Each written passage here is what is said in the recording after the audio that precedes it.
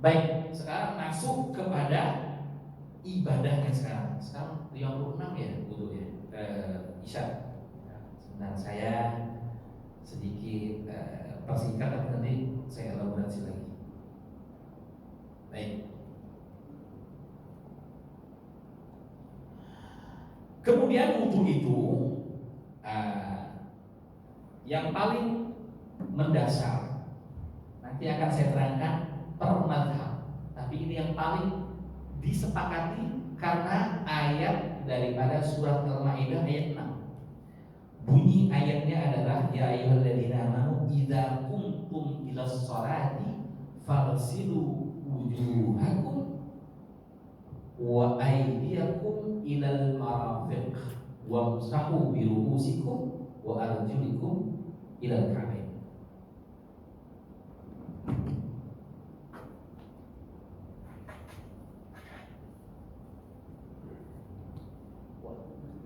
Dihapus saya salah tulis waktu itu.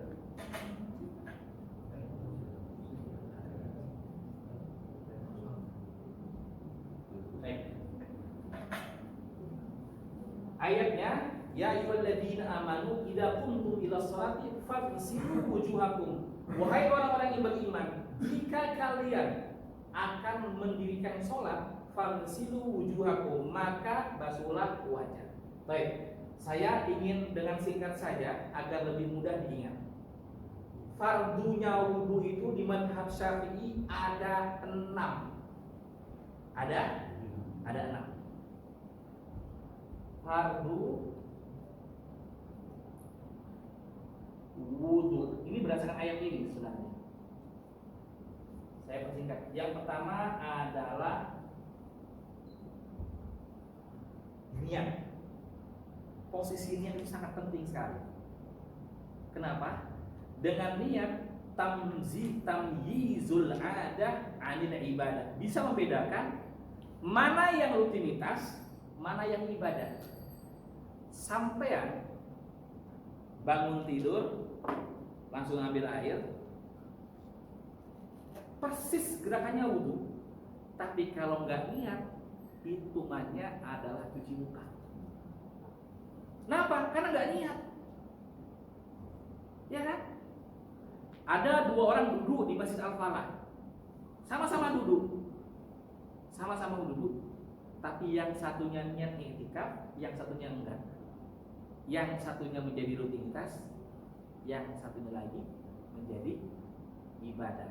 Apa yang bisa membedakannya? Karena adanya niat. Saya ingin kasih definisi yang paling sederhana. Secara harfiah, makna niat di sini adalah al-qasdu.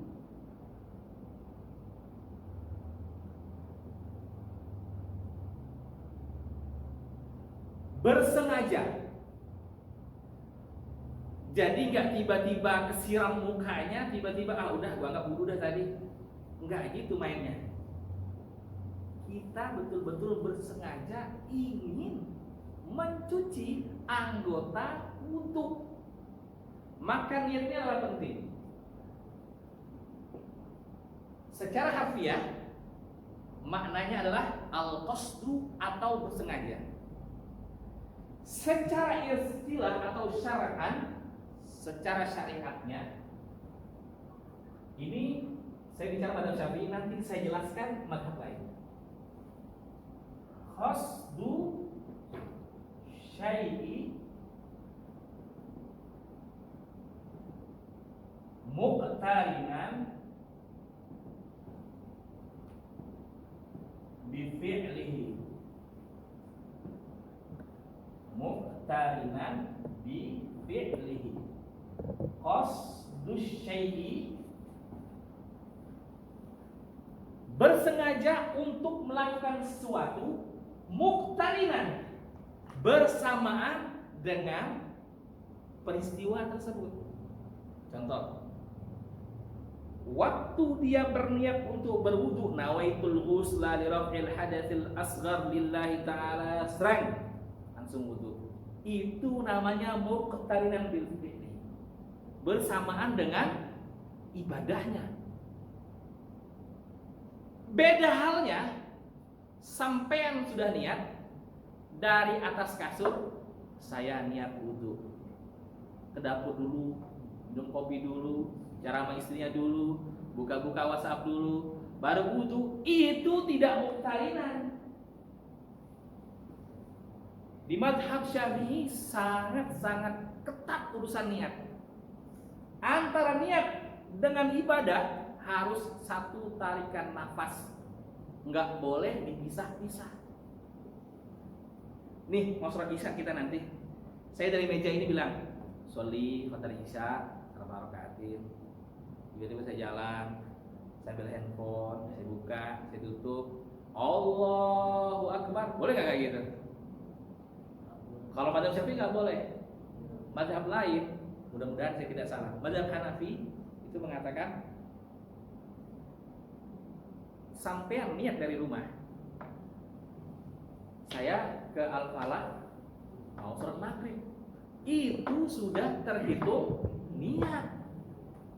Nyampe ke Masjid Al-Falah, Allahu Akbar, sah menurut mereka. Kenapa? Karena dari rumah kan udah tahu niatnya apa. Nah, kalau mazhab Syafi'i sangat strict, sangat ketat. Ya kali kan dari rumah nanti ngobrol dulu, ngerokok dulu di samping rumah, ya bercanda-bercanda dulu. Itu niat yang tadi susah untuk terjaga, dihadirkan kembali. Makanya Syafi'i itu sangat ketat urusan niat. Niat nggak boleh ada jedanya. Usalli fardal isya arba'a raka'atin mustaqbil qiblat dan ma'mum li ta'ala Allahu Akbar. Cuman hati-hati, jangan juga terlalu khawatir dengan niat, nanti jatuhnya was-was. Pernah sampai lihat orang takbir bisa 12 kali. Oh. Saya pernah nanya di kantor saya ada kayak gitu. Kenapa kamu kayak begitu? Saya bilang, Pak Ustadz itu kan harus muqtarinan, jadi saya nggak bisa ada, harus bersamaan itu. Enggak juga, saya bilang. Yang penting setelah kamu itu lillahi ta'ala langsung takbir. Dia tuh maunya Allahu Akbar itu bersama dengan niatnya. Jadi dalam hatinya Allah, dalam hatinya nama itu sholli fardal maghrib fardal rakatain itu sama dengan Allahu Akbar. Enggak gitu, saya bilang, itu susah. Nanti jatuhnya was-was. Ya. Maka yang benar adalah niat kemudian dilanjutkan langsung dengan pekerjaan ibadah tersebut. Kalau niat ini sepakat harus berniat butuh itu. Kenapa? Biar membedakan mana yang cuci muka, mana yang dinilai ibadah. Kan bisa orang ya cuci muka yang semua pekerjaannya sama dengan wudu, tapi kalau nggak niat hitungannya apa? Dia tidak mengangkat hadas. Bayangkan, hanya gara-gara niat pekerjaan kita bisa menjadi batal atau tidak mengangkat hadas. Kalau niatnya tidak benar, maka pasang niat yang benar. Sampai niat di sini paham? Baik. Paham? Baik. Yang kedua adalah idza kuntum ila sholati faghsilu, maka cucilah, basuhlah wujuhakum,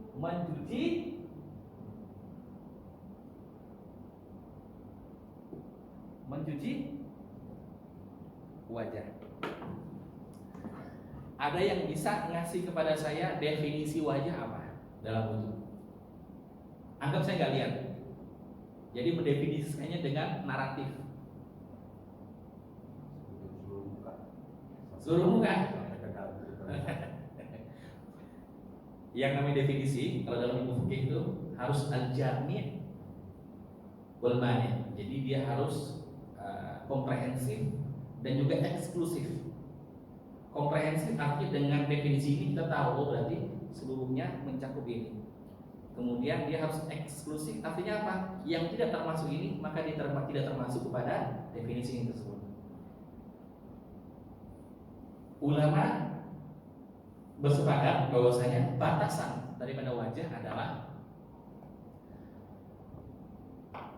tingginya tingginya adalah dari tumbuhnya rambut sampai dagu. Dari tumbuhnya rambut normal, saya ulangi, dari tumbuhnya rambut normal sampai dagu. Nah, saya mulai buka kepala saya ya. Mana awal mula tumbuh rambut di sini?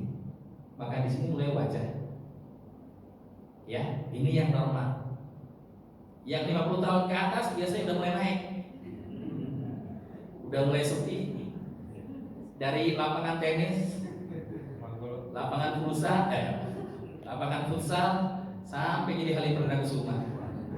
Ya, bisa landing tuh pesawat. Ya, yang normal-normal aja. Ke atasnya dari dagu sampai awal tumbuhnya normalnya rambut. Ya. Lebarnya adalah di antara dua kuping. Jadi wajah itu bapak-bapak sekalian, ibu-ibu sekalian, orang banyak biasanya punten, hanya membasuh yang di muka begitu aja. Lebarnya sampai ke sini. Kuping ini ketemu. Jadi dia di antara dua kuping ini wajah. Maka hati-hati berwudu. Sebaiknya memang air mengalir ya. Air mengalir itu lebih baik. Nah, kalau air mengalir itu dari atas ke sini, ke samping, baru ke depan, ke bawah. Karena kalau begini saja biasanya terlupakan sininya, atau airnya sudah mustakmal, sudah terpakai kepada depannya. Jadi dengan tahu kita batasan wajah, maka kita harus lebih hati-hati. Harus air itu sampai pada permukaan kulit yang ada. Ustaz, punten, ada upil di pipinya. Bersihkan dulu, karena air yang mengalir itu terhalang oleh upilnya ipul ini.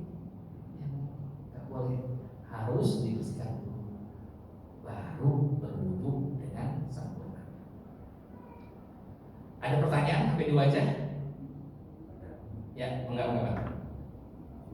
Lihat boleh? Boleh, enggak. Biasa sering waktu satu kumpul itu dengan teman, kita zuhur jamaah dan sampai asar. Itu asar sebagian ambil wudhu, sebagian enggak. Saya masih punya wudhu. Oke. Nah, itu gimana? Itu kan tadi niatnya harus ibadah. Baik. Itu namanya dia menjaga wudu, al-muhafadzah al-wudu. Banyak sekali para tabi'in itu bahkan menjaga wudu isya sampai subuh. Jadi dia waktu subuh udah tidak ngambil wudu lagi karena waktu isya belum sampai batal sampai subuh. Di malam dia ibadah ngaji sampai subuh, nggak ada masalah. Kalau yakin wudunya tidak batal. Kalau yakin wudu tidak batal. Kalau yang wudu nggak ada masalah. Jangan batal tadi di perjalanan itu ada makan, ada minum kopi, nah itu membatalkan. Tidak membatalkan wudu. Tapi dianjurkan kalau ada jeda makan, dianjurkan untuk umur. Ada sebagian mazhab, catatan ya, sebagian mazhab saya lupa, Hambali atau Hanafi. Itu mereka makan daging unta itu membatalkan. Ya, pernah dengar ya? Makan daging unta itu membatalkan. Alhamdulillah di sini nggak ada unta. Ya, ada unta. Jadi membatalkan, satu yang membatalkan.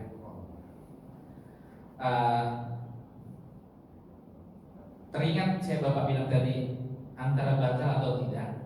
Jadi zaman sahabat itu, kebiasaan sahabat itu di antara maghrib dan isya mereka nggak pulang rumah. Baik. Jadi entah itu Rasulullah kasih nasihat, pengajian, ya kayak Al-Quran ini. Ini kita mencontoh dari para sahabat tadi. Nah, ada kebanyakan sahabat itu kan kerjaannya ada yang di ladang, capek ya, capek. Ada yang bertanya kepada Rasulullah, kalau saya tertidur di antara maghrib dan isya, ya, kok saya batal atau enggak gitu duduknya? Satu, kalau dia duduk dan tidak bergerak, ya, maka tidak batal wudhunya. kecuali mohon maaf, kecuali orang gemuk. Orang yang gemuk ini tidak bisa stabil bawahnya. Kenapa? Karena waktu dia duduk mungkin ada celah-celah untuk buang angin. Nah, yang kedua kata Rasulullah, kalau kalian itu masih agak ragu, kalian itu buang angin atau tidak, Rasulullah bilang begini: kalau kalian tidak dengar bunyi dan tidak mencium bau, maka kalian tidak membatalkan wudunya. Ya. Sedikit saya ingin singgung, mumpung masih ada waktu, saya bacakan secara cepat saja, nanti pertemuan yang akan datang saya akan jelaskan. Masih masalah wajah. Tahukah antum dalam bab fikih ada pembahasan bulu-bulu yang ada di wajah manusia? Saya ingin buktikan bahwa betapa bahasa Arab sangat kaya dan tidak bisa diterjemahkan dalam bahasa Indonesia. Pak Mujib, ini saya punya jenggot, ya, kumis saya rapikan, nggak pernah muncul. Tapi yang di bawah bibir bawah saya ini ada bulu. Bahasa Indonesianya apa ini? Hah? No. Buntan. Kebetulan saya langsung ada contohnya nih. Bapak juga kalau salah ya. Yang di bawah bibir ini ada bulu. Bahasa Indonesia apa? Jenggot aja namanya. Tuh. Saya ingin terangkan dan yang bisa menjawab baru. Saya kasih hadiah umroh deh. Nih, tanpa Google ya. Di wajah manusia ternyata ada 20 macam bulu. Nih kayaknya bahasa Arab. Ada yang bisa jawab? Udah tutup ya nanti ya. Dapat brosur aja dah, brosur. Baik, saya dengar singkat saja. Ada namanya al-ghamam. Apa? Al-ghamam. Al-ghamam adalah asy-sya'run nabit 'alal jabhah. Rambut atau bulu yang tumbuh di dahi. Apa namanya? Ada bulu halus ya di dahi ya. Ya, ada bulu halus. Kalau dalam bahasa namanya al-ghamam. Kenapa dipelajari ini? Karena ini menyentuh kepada pembasuhan wajah. Jadi antum juga harus kenal wajah-wajah kita ini apa saja bulu yang harus dilalui oleh air. Yang pertama adalah al-ghamam. Yang kedua, oh ini terkenal ini, namanya al-hajiban. Ada 2 bulu yang tumbuh di atas mata, namanya alis. 3. Alisnya 1 Pak. Alisnya 2. 3 berarti ya, udah ya. 3 ya. Ini makhluk yang 2 atau 5 cm ini bisa menjadi perpecahan rumah tangga ini. Jangan negur-negur ibu ya. Iya, alisnya bencot lah, apalah, jangan dikomentari. Bisa komentar yang lain, tapi makhluk yang 5 cm ini jangan dikomentari. Bapak pasrah saja. Namanya al-hajiban. Al-ghamam 1, al-hajiban 3. Sudah ada 3. Berarti saya aja yang ini berarti ya. Saya yang tahu nih. Kemudian al-khiddan wa huma asy-sya'ran an-nabitan 'ala al-khaddain. Ada 2 lagi tumbuh namanya al-khiddan, jadi 5. Di mana? Di pipi, namanya al-khiddan. Pernah ketemu teman Bapak yang tumbuh bulu di pipi? Namanya al-khiddan, karena al-khiddan itu artinya pipi. Al-khiddan ini adalah yang tumbuh di pipi. Ini sebaiknya diratain Pak, dicukur kalau tumbuh di pipi. Sudah berapa? Al-ghamam, al-hajiban, dan al-khiddan. Selanjutnya al-idaran atau al-idaran wa huma sya'ran an-nabitan baina as-sibalan. As-sibalan wa huma taraf asy-syari'. As-sibalan 7 berarti ya. Ada 2 bulu yang tumbuh di ujung kumis. Kumis itu kan ini Pak. Ada 2 yang tumbuh di sini. namanya as-sibalan. Apa? As-sibalan. Di Indonesia nggak ada. Nah, itu. Sudah berapa? Sudah 7. Al-ghamam, al-hajiban, al-khiddan, kemudian as-sibalan. Selanjutnya al-'aridan, ada 9 kali ya. Al-munkhafidhan 'anil udhunaini ila dzaqan. Tumbuhnya bulu di antara dua kuping sampai ke dagu. Bahasa Indonesianya apa? Jambak. Bang jambak. Ini namanya al-'aridan. Sudah berapa? Dan nanti kita hitung terakhir. Selanjutnya al-'idharan wa huwa sya'ran an-nabitan baina as-sudghi wal 'arid. Kemudian ada dua rambut atau bulu yang tumbuh dari pelipis sampai ke jambang. Bapak perhatikan di sini kita ini ada bulu yang lebih sampai ke sini. Itu juga ada dalam bahasa Arab. Namanya adalah al-midharan. Selanjutnya ada 4 bulu, yaitu bulu mata. Bulu mata ada 4. Ya, atas bawah semuanya ada 4. Itu katanya kalau anak kecil dipotong benar nggak akan lentik. Itu mitos atau fakta? Saya masih ada anak kecil masalahnya nih kan, kalau dipotong terus sama ibunya, nggak tahu tubuhnya itu gimana. Mudah-mudahan lentik. Masih ada 1, 2, 3, 5. Tinggal 5. Sudah 15 tadi. Selanjutnya al-lihyah. Al-lihyah itu adalah jenggot. Itu yang tumbuh di dagu. Nah, ini penting. Ini yang tumbuh di dagu sini. Mazhab Syafi'i ini makruh untuk dicukur habis. Tapi mazhab Hambali haram. Makanya sampai nggak akan pernah lihat raja di Arab Saudi yang cukur habis jenggotnya sini. Kalau semuanya dicukur di sini, tapi sini tidak. Bisa perhatikan Malik Salman, Raja Salman, raja-raja sebelumnya, Raja Abdullah, karena menurut mereka ini haram untuk dicukur. Tapi mazhab Syafi'i ini makruh. Azan ya, azan dulu. Selanjutnya kita lanjutkan, ada masih 5 atau 40 lagi.